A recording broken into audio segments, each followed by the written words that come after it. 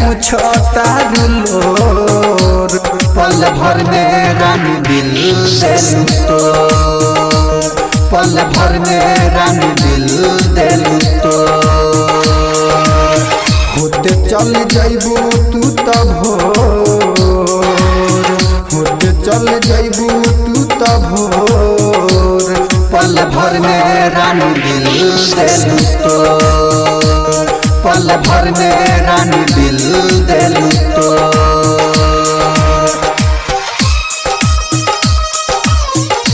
नदी जब किनारा छोड़ देती है राह की चट्टान तब तोड़ देती है बात छोटी सी अगर चुभ जाए दिल में तो जिंदगी के रास्ते को मोड़ देती है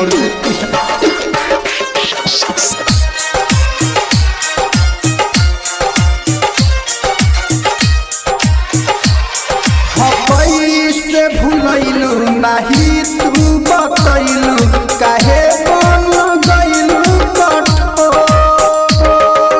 संग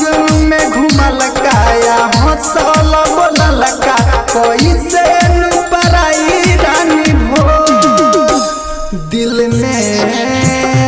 देखे दाग सब उजाड़ देलू बाग प्यार मोर परैलू कैसे भो प्यार मोर परैलू कैसे भोर पल भर में रानी दिल देलू तो पल भर में रानी दिल देलू तो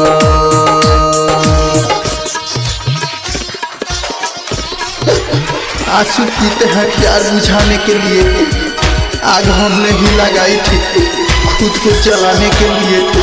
इस जन्म में तो मुश्किल नहीं और जन्म लगेंगे आपको भुलाने के लिए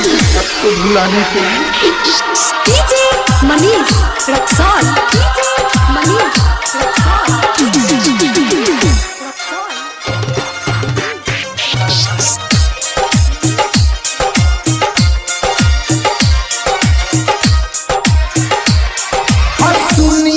सजनवा के तोड़लू सपनवा अखिया से सोची गिरलो मुना उजयन आ दिल कुसके नयन पराई कैसे तोहारा के भोर सुन जान तोड़ी अरमान जातरू लेके पारा बीचे रहिया में दिल छोड़